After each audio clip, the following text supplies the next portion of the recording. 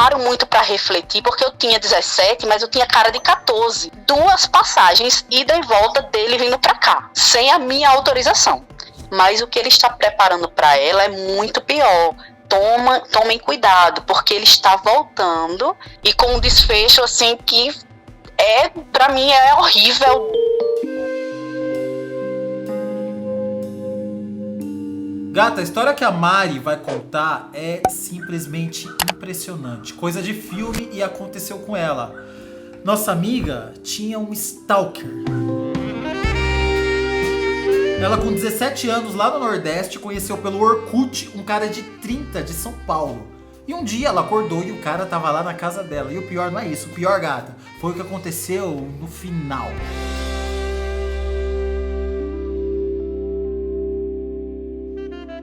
Mari, quantos anos você tem? Oi, Rufus, eu tenho 29 e daqui a 10 dias eu vou fazer 30. Daqui 10 dias estou beirando os 30, então já... Isso, exatamente, fazer a minha festinha do De Repente 30. O seu primeiro relacionamento foi uma coisa traumática, né?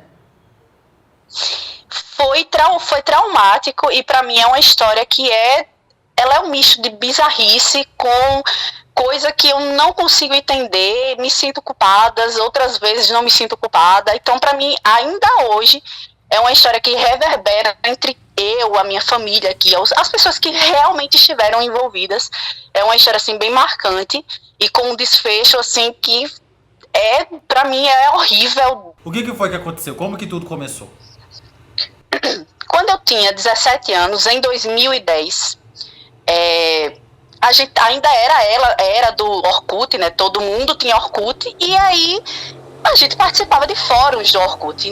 Comigo não era diferente, eu participava de fóruns de Orkut, e como eu era adolescente, estava naquela vibe de ser rebelde. Então eu era gótica, sabe? Eu era super gótica, cabelo preto, cabelão batendo na bunda e muita maquiagem preta e aquele estilo bem exagerado que quando a gente é adolescente a gente tem uma fase assim. Você era gótica suave estava ou nessa trevosa? Não, eu era trevosa. Eu era assim, meio-dia, porque eu moro no interior aqui de Alagoas e aqui é muito quente. Aqui é muito quente. E assim, eu andava de meia arrastão, luva até o cotovelo, batom preto, tudo que não prestava, eu andava assim, era horrível, mas eu andava assim, e eu obviamente me interessava por homens do mesmo estilo, né? E aí nesses fóruns do Orkut, eu encontrei um cara com essas características, cabelo comprido e estiloso.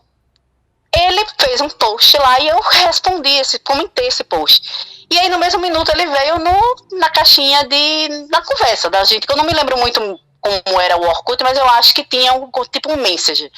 E a gente começou a conversar ali. E aí essa conversa foi evoluindo, passando dias. Ele disse que era de Ribeirão Preto. E eu era aqui de Alagoas, né? E aí a gente foi evoluindo, progrediu rápido essa conversa para um namorisco. Era um namorisco à distância e que para mim era irrelevante, porque como eu tinha 17 anos e o cara era de São Paulo, eu dizia assim, não, vai dar isso aqui, a gente passa uns meses conversando, a vida segue para os dois, né, e a gente toca a vida, depois vira amigo. E aí a gente foi seguindo aqui em Alagoas. Eu tinha um namoradinho também na época, da minha idade, tinha 17 anos também, um menino, e também tinha o cabelo comprido. Ou seja, então eu estava envolta nesse mundo do metal, que pra mim era a minha vida, eu vou morrer assim, desse jeito. E aí eu estava envolta nessa cena. Era real, você tocava nele, beijava ele? Tocava, mas a minha família não sabia. Tá. Então ninguém sabia. Quem sabia eram os meus amigos, né? Porque era assim, o pessoal daqui pra me aceitar já foi bem 500. Porque achava esquisito, achava muito feio, só eu era assim. O estilo de andar, tá escutando música muito alta no quarto, a maior gutural, era uma coisa assim estranha, que hoje em dia eu não faria de novo, né? Se eu fosse voltar, pelo amor de Deus. E aí, esse menino daqui, eles não conheciam também a minha família. Então, mas era real. E aí, Após 4 meses conversando com esse rapaz de Ribeirão Preto, estava eu deitada, por volta de 1 da manhã ele mandou SMS, que na época não existia, né, a tecnologia que a gente tem hoje, mandando eu entrar urgente no MSN. E eu perguntei, eu não posso entrar no MSN agora porque está muito tarde, amanhã eu tenho que ir para a escola, eu estava no 2º ano do ensino médio, e eu dizia, não posso ligar o computador agora, porque amanhã eu tenho que acordar cedo, e não vou também ligar o computador agora, eu durmo com a minha irmã no quarto. Ele, não, mas é urgente, você tem que ligar agora, porque é uma coisa... Eu fiquei apreensiva, liguei o computador. Quando eu entro no MSN, me deparo com 2 fotos de 2 passagens, ida e volta dele vindo para cá, sem a minha autorização. Olha, comprei as passagens e estou indo para ir daqui a 15 dias. Na hora, eu gelei. Tentei reverter aquilo porque veio 2 baques ao mesmo tempo. O primeiro baque era que eu tinha uma pessoa aqui, que ele não sabia. Um não sabia do outro. E o segundo baque era, esse cara vai chamar muita atenção aqui.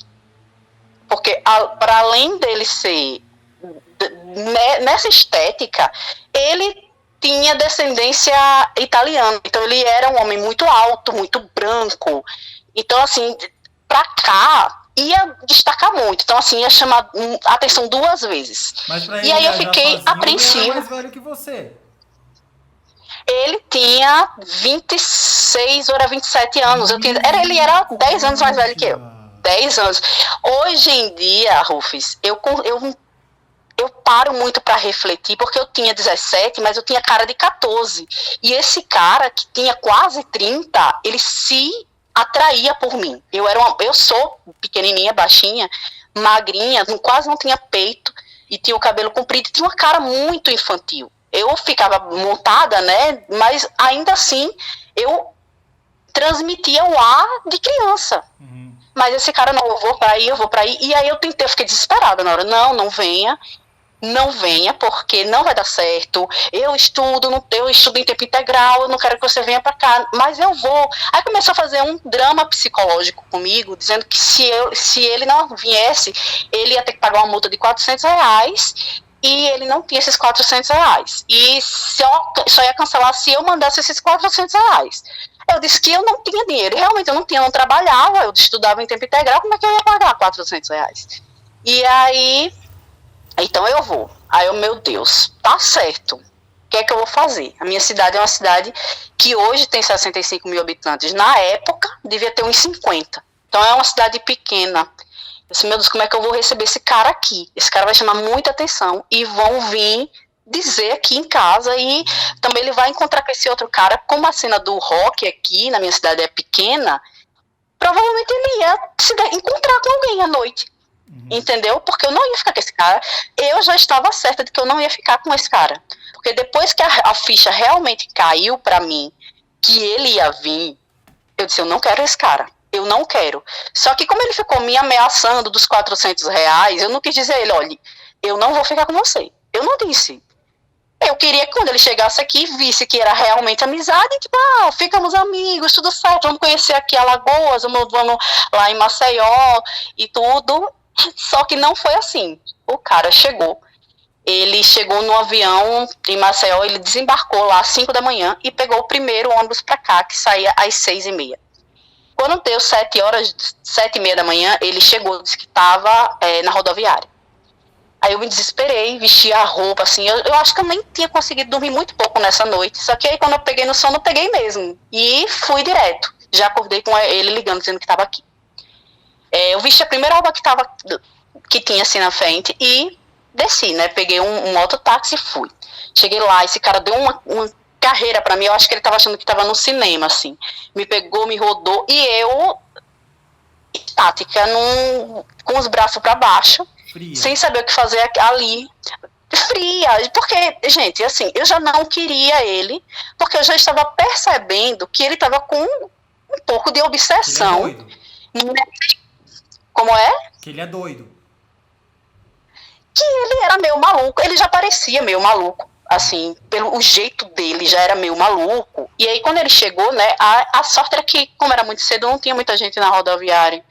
E aí ele disse, e agora? O que a gente faz? Eu disse, olha, eu não posso levar você para minha casa. Obviamente, eu não posso levar você para minha casa.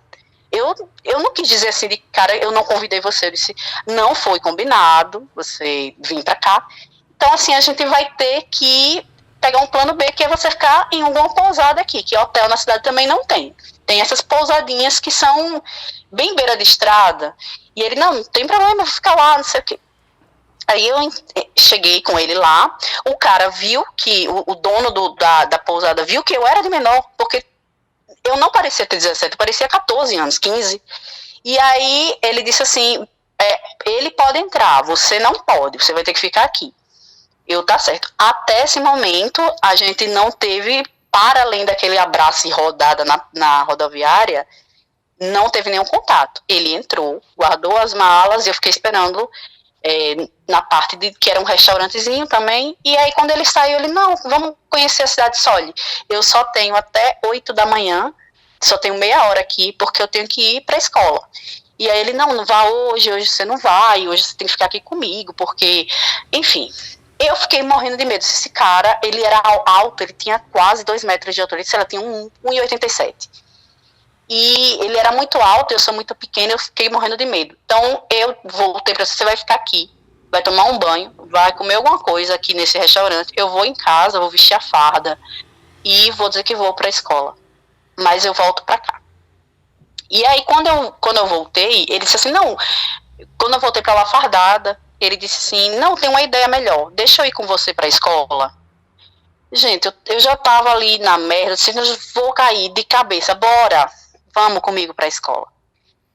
E aí esse cara entrou no instituto, e ele ficou lá parado, todo mundo achando ele muito esquisito, porque, ai gente, eu não gosto nem de, eu tenho leves reflexos do rosto dele, não me lembro nem muito bem de tão traumático que é. E aí eu voltei, ele ficou lá na escola até da hora, a gente voltou pra cá e eu vim pra casa. E até aí nada, sabe? Ele tentava me beijar e eu não posso, eu vou agora para ter uma aula tal, não posso faltar, não posso gasear essa. Enfim, tudo dando enrolando muito, pedindo para alguns amigos meus enrolarem ele, chamar ele para fazer outras coisas, para ele ficar um pouco afastado de mim, né? E aí a gente voltou pra cá. 30 anos ali no meio da molecada, né? No meio de adolescentes, de crianças que tinham acabado de sair do ensino médio, do ensino fundamental, que a gente tava no médio. E a gente voltou pra casa, eu vim pra casa, né? Ele desceu, foi pro hotel. E aí, quando deu 9 horas da noite, chegou um SMS dele, me xingando de tudo que era nome. Que eu era mal vagabunda, e aí eu disse não, ele descobriu sobre o outro, eu tenho certeza. E aí ele ligou pra mim, você me chamou de bonita, e aí você vai ter uma surpresa hoje, se prepare. Aí eu disse, meu Deus do céu, o que ele vai fazer? Você não vai fazer nada comigo, porque eu não estou em casa, você não sabe onde é a minha casa, porque ele não sabia o endereço daqui. Ele falou, você acha que é difícil encontrar a sua casa? Você tem certeza que é difícil encontrar a sua casa? Você vai ter uma surpresa hoje. Por volta das 10 da noite, bate na minha porta, a minha casa não é murada, é uma casinha normal, uma portinha que já dá pra rua. Bate na porta da minha casa, ele e o outro, os dois.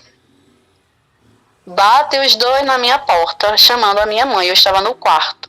A minha mãe vem aqui e diz, olha, tem dois homens ali lhe chamando. E aí, quando eu saio, tá os dois. Eu acho que eu fiquei da cor do Gasparzinho. A minha pressão caiu na hora, eu fui lá fora. O que vocês estão fazendo aqui? Aí me xingaram, os dois. Isso na rua estava vazia.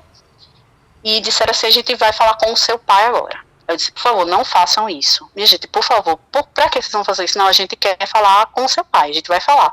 O outro menino, que também era um adolescente, ele estava calado, ele não falava nada. Ele também, eu acho que estava com medo do outro. Ele estava ali, eu acho que ele foi levado. Porque depois a gente teve uma conversa, hoje em dia a gente é amigo, inclusive. E aí...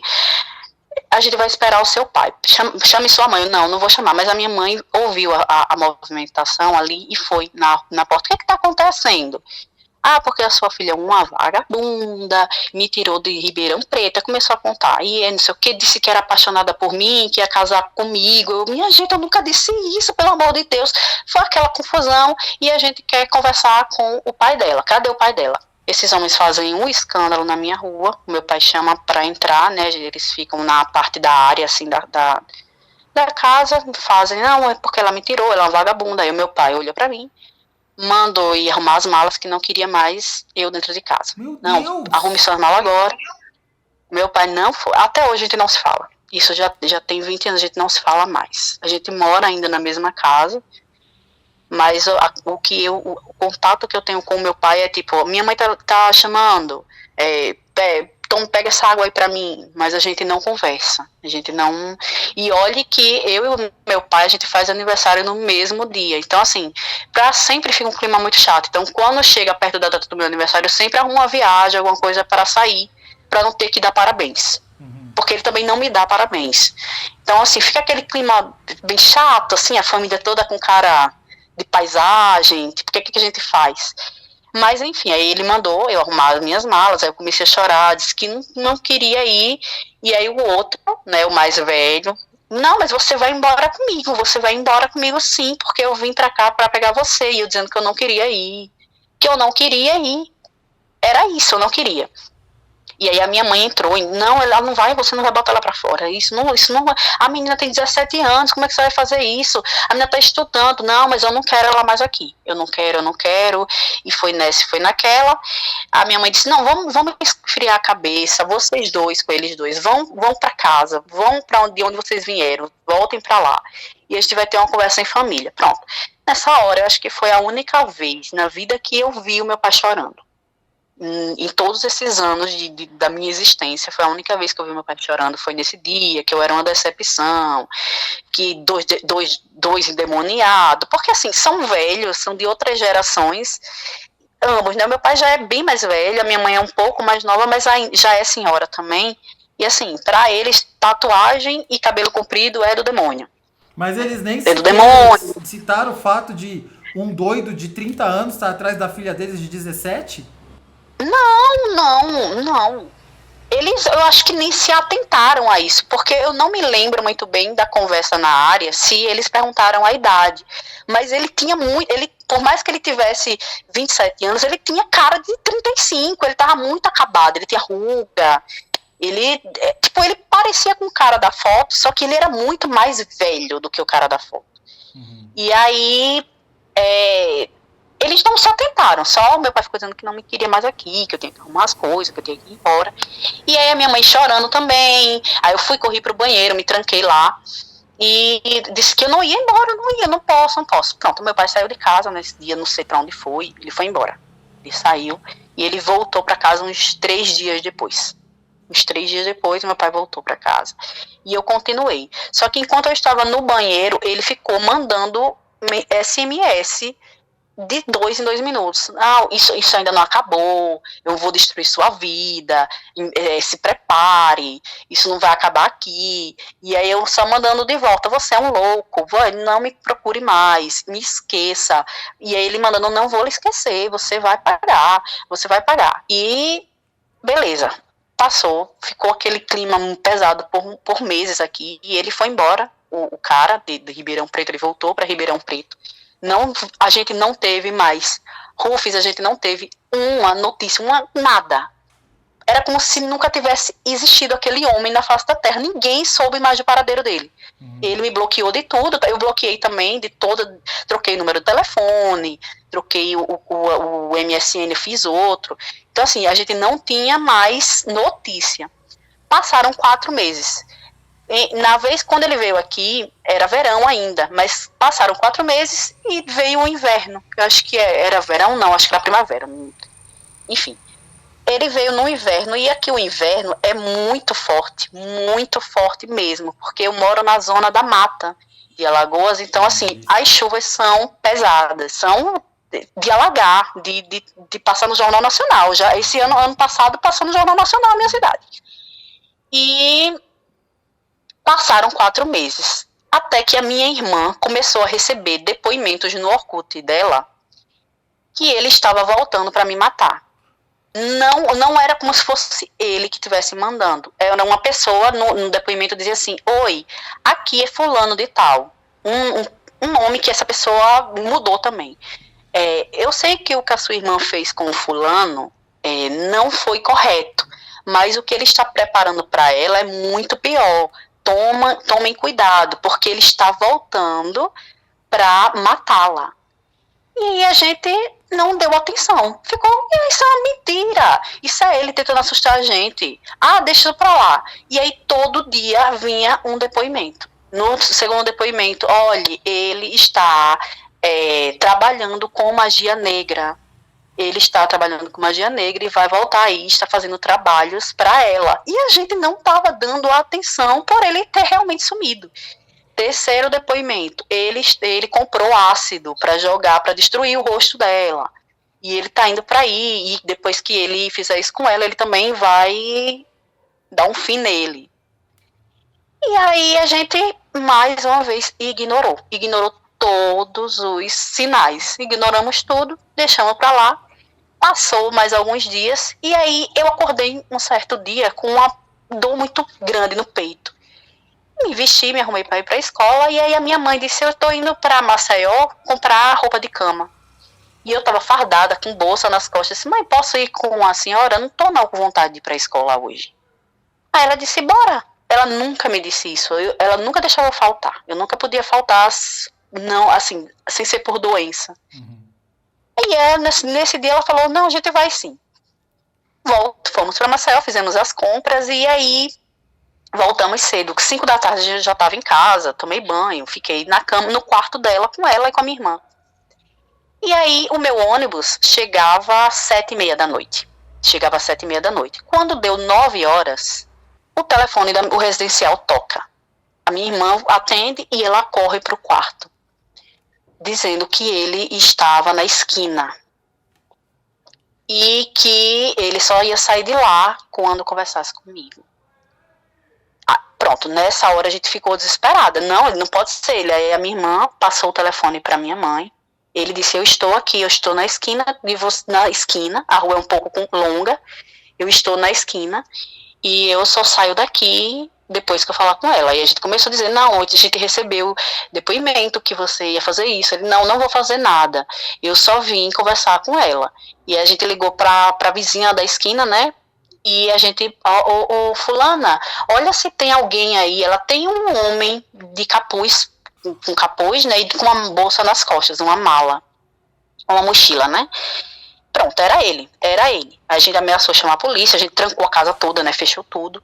E isso meu pai já estava um fio, não tinha mais nada de casamento entre ele e a minha mãe. Depois que aconteceu isso, se separaram completamente. Então meu pai passou a dormir no último quarto da casa e a minha mãe no quarto dela mesmo, né? Isso tudo acontecendo, meu pai dormindo no último quarto sem saber de nada. Até hoje ele não sabe dessa segunda vez que ele veio. Até hoje. E aí ele disse que estava, e a gente falou que ia chamar a polícia, e ele disse que não chamasse, que não ia fazer nada não. E aí minha mãe disse, então vamos fazer o seguinte, amanhã ela vai conversar com você, vá procurar um hotel. Ele disse que não tinha como procurar hotel porque ele estava sem dinheiro, ou seja, ele ia fazer alguma coisa comigo. Ele estava bolando uma emboscada, porque ele sabia o horário que chegava o meu ônibus. A minha rua, em 2010, era uma rua sem calçamento e era uma rua com muitos terrenos baldios. Então era uma rua comprida, mas era uma rua com muito terreno baldio, não tinha muita casa ainda. Ele ficou intocado lá. E aí quando ele viu que passou todos os alunos e eu não passei, eu acho que ele deu um tempo, porque podia ser que eu tivesse atrasado por algum motivo, ido na casa de alguém, mas uma hora eu ia voltar para casa, né? E aí eu não voltei, ele se desesperou, ligou para minha casa, disse que estava, né? Então assim, no outro dia a gente dormiu muito apreensiva. A minha mãe teve que ligar para a mãe dele, ele forneceu o número da mãe dele, a minha mãe falou com a mãe dele, ela disse que chorou muito no aeroporto, segurou a mala que ele estava trazendo, puxou a mala de volta, mas ele veio com a roupa do corpo e com a bolsa, com a mochila que estava nas costas, não teve como segurar esse homem lá. Ele quis porque quis vir. E ele veio realmente sem dinheiro, mas ela não se preocupasse, que ela ia botar um dinheiro na conta dele para ele ficar nesse hotel, comer e comprar uma passagem de ônibus para voltar, porque ele veio de avião. E aí, no dia seguinte, a gente acordou cedo, fomos no conselho tutelar, contei toda essa história que eu já te contei, me deram um sermão lá de 2 horas, que, não sei o quê, me deram um sermão de 2 horas. Você ficou conversando e com acionaram na internet. Que não pode, que isso que eu podia ter morrido, não sei o que eu botei a minha família toda em perigo, que eles sabem onde é a minha casa agora, que vai ser bom eu sair da cidade, eu ir morar em outro lugar por um tempo. E aí a minha mãe, não, aí, assim, eu era culpada de tudo, tipo, todo mundo, a minha mãe mesmo, é mesmo, é irresponsável, o pai dela já não tá mais falando com ela, e enfim, acionaram a polícia. A gente tinha levado, aberto no computador do Conselho Tutelar o Orkut da minha irmã, e a gente leu todos os depoimentos, chamamos a polícia, acionou a polícia leu, e foi lá no hotel onde ele estava.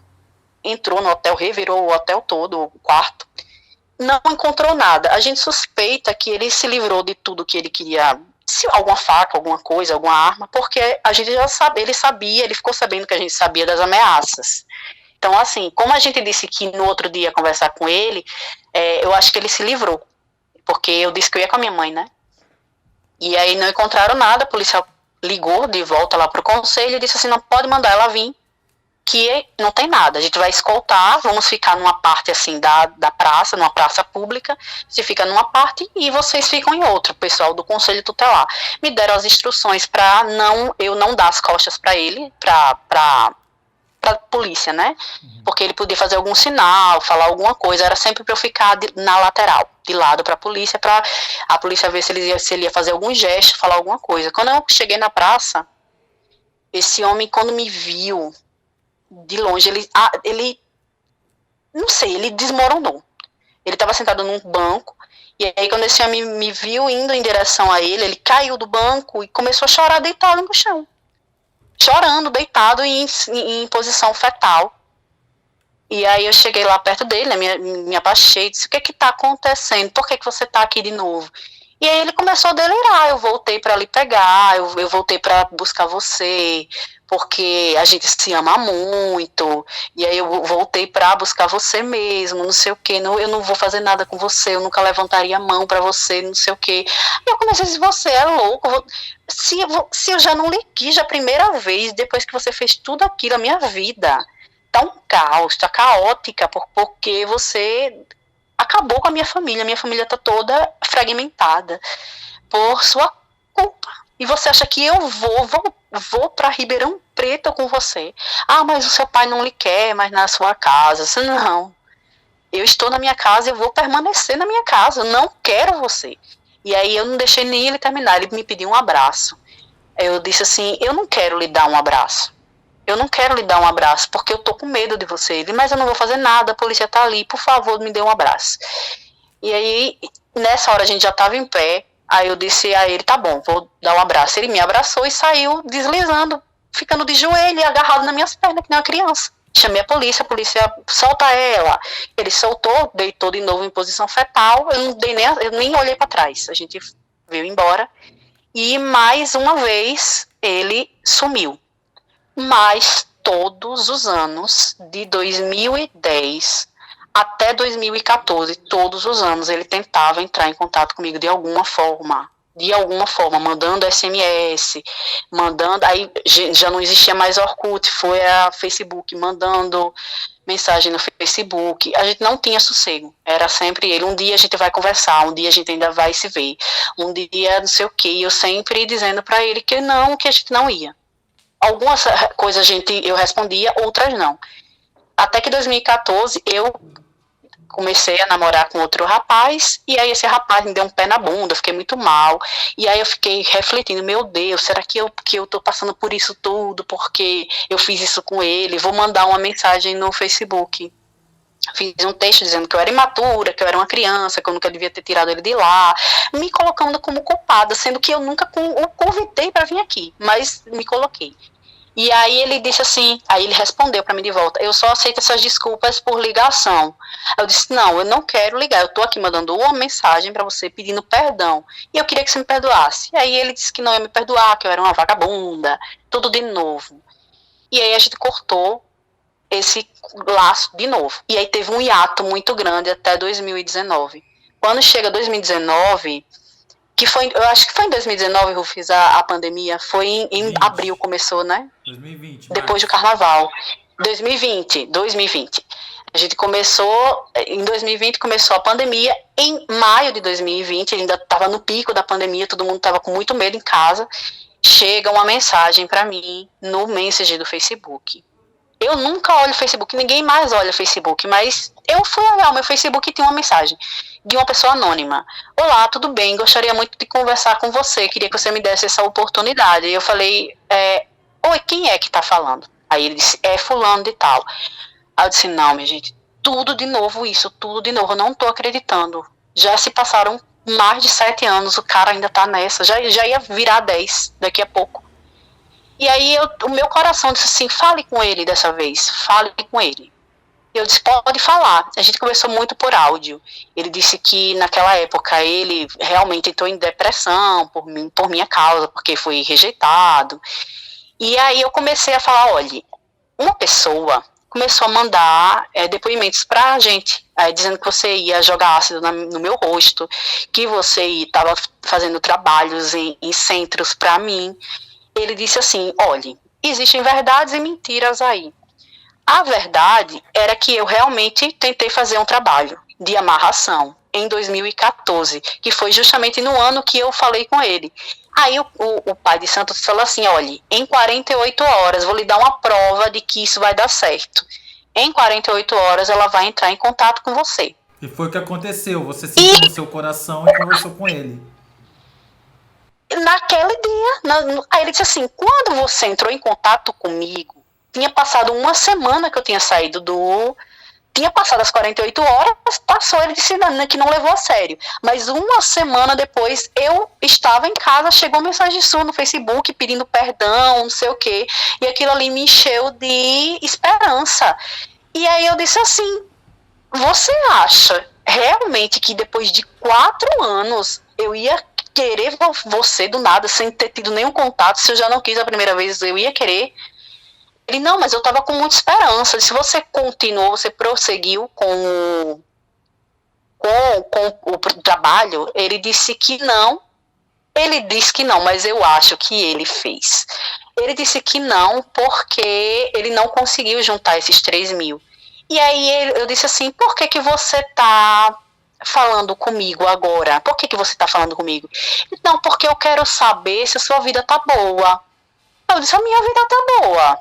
A minha vida tá boa, só que aí eu menti, disse que não tava mais aqui em Alagoas, disse que eu tinha voltado pro Rio Grande do Norte, disse um monte de coisa, pra ele não dar a louca de vir aqui de novo, né? E aí eu falei, por quê? Ele disse que era porque a vida dele estava péssima. Estava muito péssima e ele estava com muito problema financeiro e a vida dele não estava indo pra frente. E ele achava que era isso, que a entidade jogou tudo de volta para ele porque ele não quis fazer o trabalho. E aí ele disse, olha, eu nunca mataria você, nunca existiu essa história de ácido no seu rosto, mas eu estava muito desesperado mesmo, tentei fazer o trabalho sim, e pronto. Aí a gente desligou, né? Desligou não, parou de falar no Facebook, e aí a vida seguiu. Ele tentou falar comigo mais algumas, oi, tá aí eu já não respondia mais. Na última conversa eu pedi perdão, disse que eu era imatura, que eu era uma criança mesmo, eu disse, olha, era uma criança, mas você também tem que se colocar no lugar de um homem de quase 30 anos, querendo uma menina de 17, de interior. Então você amedrontou todo mundo, porque todo mundo era criança. E você manipulou tanto ali a seu favor, que a vida de todo mundo tá estagnada, assim, no sentido de, tipo, todo mundo tem medo das outras pessoas, porque isso foi muito marcante pra gente que viveu. Todo mundo tá traumatizado até hoje. Ele pediu perdão mais uma vez, eu também pedi perdão, disse, olha, por mim você tá desculpado, eu quero que você fique bem, você vai melhorar, a vida, tem hora que a gente tá muito ruim, tá baixo, mas do nada dá uma guinada e a gente fica bem, é isso, a vida é feita de altos e baixos. A gente parou de falar, ele tentou outros dias, então, oi, tá aí, sempre de madrugada. E eu não respondia mais. Passou exatamente um mês. E por coincidência, ia fazer 10 anos. Porque quando aconteceu isso, ele entrou em contato comigo, foi em maio. E ele tinha vindo aqui em junho, no tempo das chuvas. E aí uma amiga minha, que eu conhecia também, eu conheci por conta dessa confusão, que se envolveu muitos amigos meus, sabe? Meus amigos para dar suporte para ele ficar afastado de mim, para conversar com ele, dizer, olha, ela é uma menina, 17 anos, ela não tem obrigação. Uma dessas meninas me ligou e disse assim, Mari, onde você tá? Eu disse, estou na casa da minha amiga, de uma amiga minha aqui. Você tá com ela? Ela tá com você? Ela tá sim. Você tá em pé? Aí eu disse, tô. Ela, pois se sente que eu tenho uma novidade para dizer, ô sua mulher, você tá grávida? Ela, não. Antes fosse isso. Eu disse, o que foi que aconteceu? Ela disse, olha, fulano de tal acabou de tirar a vida. Fulano de tal acabou de tirar a vida. Eu disse, é o quê? Como é a história? Ela disse, foi. De espingarda. Nossa, De espingarda. Uhum. De espingarda. Eu tô toda arrepiada. De espingarda. Ela disse assim, eu disse, mulher, quando foi isso? Ela disse, foi tipo há uns dias atrás, só que eu tava me preparando para dizer isso para você, que eu não sabia como você ia reagir. Porque quando ele falou comigo, eu avisei pra ela, fulano falou comigo, mandei os prints. Porque, tipo, joguei em todos os grupos de WhatsApp dos amigos, né? Pra todo mundo ver que ele, meu Deus do céu, 10 anos depois o cara ainda tá nessa. É o seu E stalker. aí ela é o seu stalker. O meu stalker. Mofis, nesses anos todos, até de 2010 a 2014, eu tive que trocar de número várias vezes e eu não sei como ele conseguia o meu número. Não deixou carta. E aí no mesmo minuto eu fui olhar na internet, porque geralmente sai nota ou sai matérias, né? Mas não tinha nada, já tinha o atestado de óbito. E pronto, assim, junto do atestado de óbito tinha, quando eu joguei o nome dele completo lá, tinham vários processos jurídicos por agressão, por roubo, por algumas coisas assim, no Juiz Brasil. Eu acho que era furto, não chegava a ser, que é furto também é roubo, né? E, assim, eu não sei o que aconteceu com ele só disse que a vida dele estava muito ruim, e ele disse que a pessoa que me mandou os depoimentos era um vizinho dele, que ele contava tudo, que ele confiava nesse vizinho, e o vizinho tentava muitas vezes impedir ele de pensar essas coisas, de voltar para cá. E foi esse vizinho que mandou a mensagem. Ele disse que tinha certeza que era ele, porque só ele sabia disso, e a mãe dele, né? Que ele tinha vontade de voltar aqui, mas ele sabia que não foi a mãe dele que mandou a mensagem, porque a mãe era idosa e não sabia mexer em rede social. Quando ele tirou a própria vida, você se sentiu aliviada ou se sentiu culpada? Não tem como uma pessoa se sentir aliviada, porque é a vida de outra pessoa. Mas eu também não me senti culpada. Eu me senti liberta, porque eu o perdoei antes de ele fazer isso. E ele me perdoou. Eu o perdoei e ele me perdoou também. Só que ele volta e meia, e para mim nunca aconteceu. Eu nunca sonhei com ele. Mas volta e meia ele aparece no sonho de alguma amiga minha pedindo missa.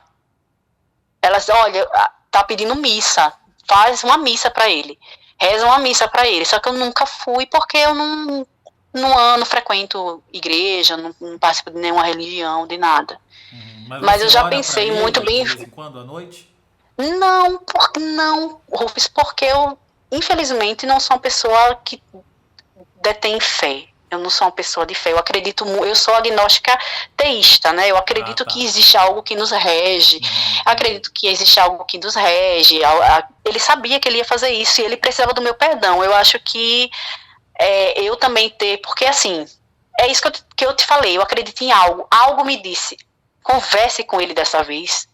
O que eu tirei dessa história, que é uma história para mim, que é muito marcante, quando eu falo isso, a gente sempre revive, né, as histórias quando a gente fala, é que eu tenho que ter muita cautela com um homem.